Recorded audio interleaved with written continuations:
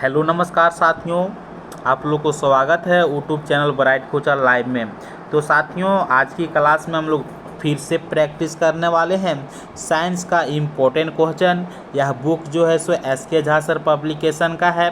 तो आज की क्लास में हम लोग टेस्ट नंबर 4 देखने वाले हैं। कल की क्लास में भी देखे थे, लेकिन कल की क्लास में 10वां नंबर क्वेश्चन तक देखे थे। आज हम लोग स्टार्ट करने वाले हैं 11वां नंबर क्वेश्चन से। तो यदि आप मेरे चैनल पे नए विजिट किए हैं तो मेरे चैनल को ज़रूर सब्सक्राइब कर लीजिएगा, ठीक जीके जीएस की तैयारी करने के लिए। जीके जीएस में जनरल साइंस जैसे कि फिजिक्स, केमिस्ट्री, बायोलॉजी और जीके में जीके का भी टॉपिक इसमें कवर कराया जाता है। तो आप मेरे चैनल को सब्सक्राइब करना ना भूलिएगा। अब देखते हैं, पहला क्वेश्चन है कि यदि कोई पिंड रूपांतरित गति में एक वक्र पथ पर गति करता है तो इस गति को किस गति के नाम से जाना जाता है। तो यदि कोई पिंड एक वक्र पथ पर गति करती है तो इस गति को वक्र रेखीय गति के नाम से जाना जाता है। तो ऑप्शन नंबर डी इसका सही आंसर हो जाती है। अब हम बात करते हैं अगला क्वेश्चन की ओर। यह अवधारणा कि एक तत्व के सभी परमाणु समान होते हैं। तो परमाणु समान होते हैं, तो जब किसी तत्व की परमाणु संख्या समान होती है तब वह क्या कहलाती है, तो वह समस्थानिक कहलाती है। तो अब यहाँ पे क्या बोला जा रहा है कि परमाणु समान होते हैं डैश को की खोज से गलत सिद्ध कर दिया गया था। तो समस्थानिक की खोज से गलत सिद्ध कर दिया गया था। तो ऑप्शन नंबर 20 का यहाँ सही आंसर हो जाती है। यदि क्वेश्चन पूछेगा कि किसी भी तत्व के परमाणु भार समान होती है तब वह समभारिक कहलाता है। समभारिक में परमाणु संख्या अलग अलग होती है और समस्थानिक में परमाणु भार अलग अलग होती है, बल्कि परमाणु संख्या समान होती है। ध्यान रखिएगा। तो क्वेश्चन यही पूछा जाता है कि जब किसी तत्व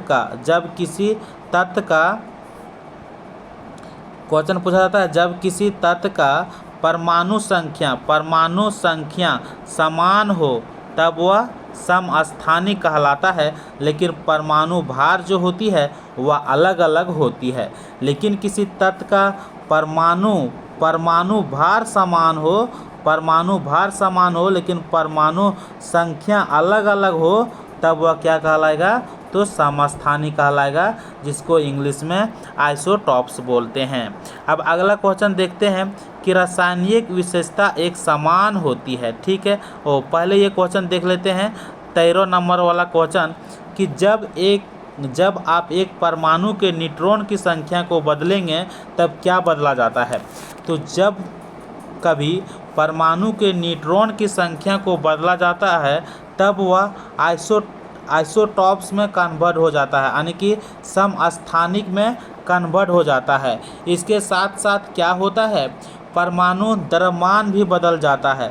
तो क्वेश्चन पूछा जाता है परमाणु के न्यूट्रॉन की संख्या बदलने पर परमाणु द्रव्यमान क्या होती है।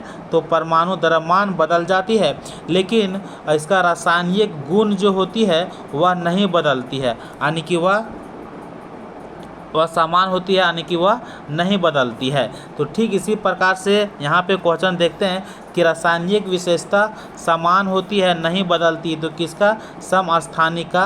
तो ऑप्शन नंबर 20 का 14 नंबर का सही आंसर हो जाती है। अब हम लोग यहाँ पे देखते हैं 3 बिलियन XYZ के पीएच मान क्रमशः 2, 11 और 7 दिया गया है। ठीक है, एक्स का दिया है 2, वाई का दिया है 11 और जेड का दिया है 7। अब बोलता है उन्हें हाइड्रोजन आयन की सांद्रता के अवरोही क्रम में व्यवस्थित कीजिए। तो हाइड्रोजन आयन की सांद्रता को डिनोट करते हैं H+ आयन से। तो इसको जब हम 7 से कम में जाते हैं तो अम्लीय की मात्रा जो होती है सो क्या होती है, अम्ल की मात्रा बढ़ती है। ठीक है, जब हम 7 से अधिक जाते हैं तो क्षारीयता बढ़ता है, और यदि 7 परफेक्ट 7 होती है तो वह उदासीन होती है। तो इसमें सबसे अधिक अम्ल किस में होगा, 2 में, उसके बाद 7 में, उसके बाद 11 में। तो 2 x हो गया, जेड कितना हो गया, तो जेड किसका है, तो 7 का है, तो यहाँ पे जेड हो जाएगा, वाई 11, तो ऑप्शन नंबर 20 का सही आंसर हो जाएगा। अब हम लोग देखते हैं 16वां नंबर की क्वेश्चन। 16वां नंबर की क्वेश्चन ये है कि जब पीएच मान 7 से 14 की ओर बढ़ता है, तो हम लोग जानते हैं कि जब 7 से 14 की ओर बढ़ते हैं तो यानी कि क्षारीयता बढ़ती है, तो हाइड्रोजन आयन की सांद्रता में वृद्धि होती है। तो ऑप्शन नंबर यानी कि यो हाइड्रोजन आयन जो होती है उसकी वृद्धि कब होती है, जब 7 से कम की ओर जाते हैं, ठीक है। लेकिन OH आयन की वृद्धि तब होती है जब हम लोग 7 से अधिक की ओर जाते हैं। तो इसका आंसर जो होगा सो OH माइनस आयन की सांद्रता में वृद्धि, तो ऑप्शन नंबर बी इसका सही आंसर हो जाता है। कौन सा ऑप्शन हो जाएगा, ऑप्शन नंबर 20 का सही आंसर हो जाएगा। निम्न में से कौन सा घोल इनमें से सबसे अधिक अम्लीय होगा, यानी कि सबसे ज़्यादा अम्लीय। तो यदि 7 से हम कम आए तो अम्लीय 6 है, 5 है, तो सबसे ज़्यादा मजबूत कौन होगा, सबसे ज़्यादा अम्लीय कौन होगा, यानी इधर से स्टार्ट होगा। तो ऑप्शन नंबर जो होगा सो 0 इसका सही आंसर हो जाएगा। अब हम लोग बात करते हैं अगला क्वेश्चन की ओर। मगरमच्छ के बच्चे को क्या कहा जाता है, तो ध्यान दीजिएगा कि मगरमच्छ के बच्चे को हैचलिंग कहा जाता है। तो आप लोग इस टाइप से क्वेश्चन भी पूछा जाता है, तो आप लोग इस टाइप की क्वेश्चन को थोड़ा देख लीजिएगा कि कुत्ता की बच्चा को क्या कहता है, गाय की बच्चा को क्या कहा जाता है। इस टाइप के क्वेश्चन को कवर करना है। निम्नलिखित में से कौन सा अक्षीय बॉडी यानी कि एक्सियल बोन है, ठीक है। तो हम लोग जानते हैं कि कपाल जो अस्कल जो होती है वह एक्सियल बोन होती है। मेरुदंड जिसे बोलते हैं वर्टेब्रल कॉलम बोलते हैं, और पसली जिसे रिब्स बोलते हैं इंग्लिश में। तो ये सब क्या है, ये अक्षीय हड्डी है यानी कि एक्सियल बोन है। कंधा जो इसे नहीं है तो कंधा जो होगा इसका आंसर हो जाएगा। अब हम लोग बात करते हैं अगला क्वेश्चन की ओर। अगला क्वेश्चन है मानव रक्त, ठीक है। मानव रक्त प्लेटलेट्स डैश छोड़ते हैं। तो मानव रक्त जो प्लेटलेट्स होते हैं वो क्या छोड़ते हैं, जिसके कारण से रक्त के थक्के बनाने में मदद मिलता है, ठीक है। तो जैसे कि खून यानी ब्लड को बहने का रोकने का काम कौन करता है, तो ब्लड का बहने का काम रोकने का करता है प्लेटलेट्स। लेकिन ये कौन सा है, लेकिन जो खून को यानी कि थक्के बनाने में जो सपोर्ट करता है, मदद करता है, जैसे ब्लड बह रहा है इसको थक्का बनाना है, इसमें मदद कौन करता है, तो प्रोथ्रोम्बिन करता है। तो ऑप्शन नंबर ये इसका सही आंसर हो जाएगा। अब हम लोग बढ़ते हैं टेस्ट नंबर 5 की ओर, और टेस्ट नंबर 5 में देखते हैं पहला क्वेश्चन आ चुका है स्क्रीन पर कि क्वेश्चन क्या है। अब हम लोग बात करते हैं कि मुक्त रूप से गिरना केवल किसमें संभव है। तो ध्यान दीजिएगा कि मुक्त रूप से गिरना केवल निर्वात में ही संभव होता है। तो ऑप्शन नंबर डी के साथ इसका सही आंसर हो जाता है। और आप लोग टेस्ट ज़रूर लगाइएगा कि 25 में से कितना नंबर ला रहे हैं। अंतरिक्ष यान के अंदर अंतरिक्ष यात्री जो होती है अपना वजन कितना महसूस करता है, तो बिल्कुल लगभग 0 के बराबर महसूस करता है। कितना बराबर महसूस करता है, तो 0 का बराबर। ऑप्शन नंबर सी इसका सही आंसर हो जाएगी। अब अगला क्वेश्चन है दाब। तो दाब बराबर होता है क्या है, तो दाब बराबर होता है बल बटा क्षेत्रफल। क्या होता है, बल बटा क्षेत्रफल। बल को क्या कहते हैं, तो बल को उत्क्षेप भी कहते हैं। तो उत्क्षेप बटा क्षेत्रफल हो जाएगा। तो ऑप्शन नंबर डी इसका सही आंसर हो जाएगा। मास यानी कि मास प्रति यूनिट वॉल्यूम जो है वह क्या है, तो वॉल्यूम जो से घनत्व का है। तो ऑप्शन नंबर सी इसका सही आंसर हो जाएगा। SI यूनिट से क्वेश्चन पूछा जाता है, तो इस टॉपिक को बहुत अच्छी तरह से कवर कीजिएगा। अब हम लोग देखते हैं अगला क्वेश्चन। यदि वायु में जलवाष्प की मात्रा अधिक हो, ठीक है, यदि वायु में जलवाष्प की मात्रा अधिक हो तो वाष्पीकरण की दर जो होगी वह क्या होगी, तो वाष्पीकरण की दर जो होती है वह हमेशा घटती है। तो ऑप्शन नंबर ये इसका सही आंसर हो जाएगा। अब हम लोग बढ़ते हैं अगला क्वेश्चन की ओर। अगला क्वेश्चन है ठोस के पिघलने के दौरान इसका तापमान में क्या होती है। तो यदि ठोस को पिघालते हैं, यानी कुछ भी सॉलिड है, सॉलिड को यदि हम पिघालते हैं तो इसका तापमान क्या होती है। तो इसका तापमान में कोई परिवर्तित नहीं होती है, यानी कि स्थिर रहती है। तो ऑप्शन नंबर डी इसका सही आंसर हो जाती है। अब हम लोग देखते हैं सेल्सियस से केल्विन पैमाने पर, यानी कि सेल्सियस से केल्विन पैमाने पर तापमान को बदलने के लिए क्या करना पड़ता है। तो केल्विन बराबर जो फॉर्मूला होता है वह सेल्सियस का तापमान होता है प्लस 273 केल्विन बराबर सेल्सियस प्लस 273 डिग्री सेल्सियस होती है। ठीक है, तो हम लोग को क्वेश्चन क्या पूछता है कि केल्विन तापमान को क्या करना पड़ेगा। तो हम लोग को क्या निकालना है, केल्विन पैमाने पर केल्विन निकालना है। तो यहाँ पे यदि सेल्सियस है तो 273 क्या होगा, तो 273 इसमें ऐड हो रहा है। तो ऑप्शन नंबर बी इसका सही आंसर हो जाएगा। अब हम लोग बात करते हैं अगला क्वेश्चन की ओर। केल्विन पैमाने पर, ठीक है, केल्विन पैमाने पर दिए गए ताप को सेल्सियस पैमाने पर बदलने के लिए, ताप को सेल्सियस, तो यदि हम सेल्सियस में बदलेंगे तो यहाँ केल्विन मेरा दिया रहेगा, सेल्सियस बदलेंगे तो 273 को इधर लाना पड़ेगा तो घटाना पड़ेगा। तो ऑप्शन नंबर ये इसका सही आंसर हो जाएगा।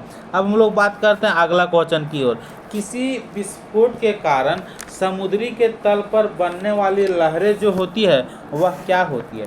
तो किसी विस्फोट के कारण समुद्र के तल पर बनने वाली लहरें जो होती है वह क्या होती है। तो अनुदैर्घ्य होती है। तो ऑप्शन नंबर बी इसका सही आंसर हो जाती है। और किसी विस्फोट के कारण समुद्र के तल पर बनने वाली लहरें जो होती है उसे किस नाम से जाना जाता है। तो सुनामी के नाम से जाना जाता है। ध्यान रखिएगा, सुनामी के नाम से जाना जाता है। अब हम लोग देखते हैं अगला क्वेश्चन। अगला क्वेश्चन क्या है, तो अगला क्वेश्चन है ध्वनि तरंग की गति 700 मीटर पर सेकंड है। ध्वनि तरंग 7 किलोमीटर की यात्रा में कितना समय लेगा। ठीक है, तो हम लोग निकालेंगे समय बराबर क्या होती है, तो दूरी बटा चाल होती है। ध्यान दीजिएगा, दूरी बटा चाल होती है। तो हम लोग को जो डिस्टेंस यानी डिस्टेंस जो दिया है सो किलोमीटर में दिया है, लेकिन चाल जो दिया है सो मीटर पर सेकंड में दिया है। तो किसी को एक में बदलना पड़ेगा। तो हम लोग यदि बदलेंगे 7 तो 1000 मीटर बराबर 1 किलोमीटर, तो दूरी हो जाएगा यहाँ की 1000 से मल्टीप्लाई कर देंगे तो 7000 क्या हो जाएगा,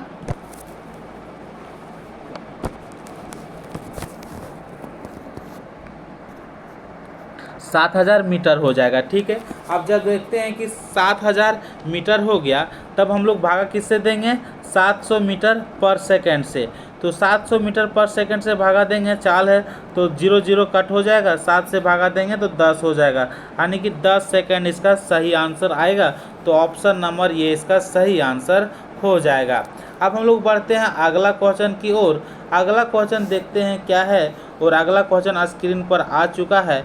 जब मेंडलीफ ने अपना काम शुरू किया था उस समय एलिमेंट का नंबर जो था, यानी एलिमेंट की संख्या जो था वह कितना था, तो वह 63 था। आप लोग ध्यान में रखिएगा।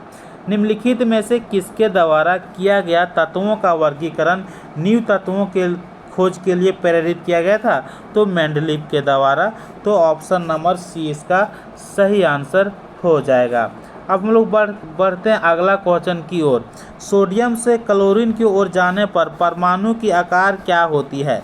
तब जब सोडियम से क्लोरीन की ओर जाते हैं तब परमाणु का आकार जो होती है वह क्या होता है, तो घटता है। तो ऑप्शन नंबर बी के साथ इसका सही आंसर हो जाएगा। नाइट्रोजन का प्रयोग विद्युत बल्ब में क्यों किया जाता है। तो ध्यान दीजिएगा कि विद्युत बल्ब में फिलामेंट का प्रयोग किया जाता है। आप लोग जानते होंगे कि टंगस्टन का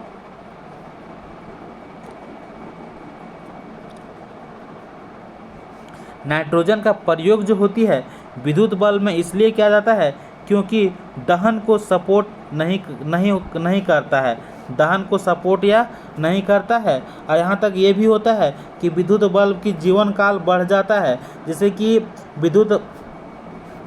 विद्युत बल्ब में जो टंगस्टन होती है वो फिलामेंट की बनी होती है, उसका ऑक्सीकरण हो, यानी कि उसका ऑक्सीकरण नहीं हो, वो सबको ऑक्सीकरण होने के लिए नहीं देता है, ठीक है। इसलिए नाइट्रोजन गैस का विद्युत बल्ब में प्रयोग किया जाता है। अब देखते हैं अगला क्वेश्चन, फास्फोरस की परमाणुकता क्या होती है। तो फास्फोरस की परमाणुकता जो होती है वह चतुपरमाणिक होती है, क्योंकि इससे पता चलता है कि फास्फोरस की एक अणु जो है, फास्फोरस की एक अणु 4 परमाणु से मिलकर बना है, 4 परमाणु से मिलकर बना होता है। तो आज की क्लास को यहीं पे समाप्त करते हैं, और आज की क्लास में हम लोग 25 क्वेश्चन को अच्छी तरह से प्रैक्टिस किए हैं। तो चलिए हम लोग मिलते हैं नेक्स्ट वीडियो में, और आप लोग को वीडियो कैसा लगा प्लीज़ कमेंट करके बताइएगा, और एक लाइक ज़रूर दे के जाइएगा ताकि हमको फीडबैक मिल सके।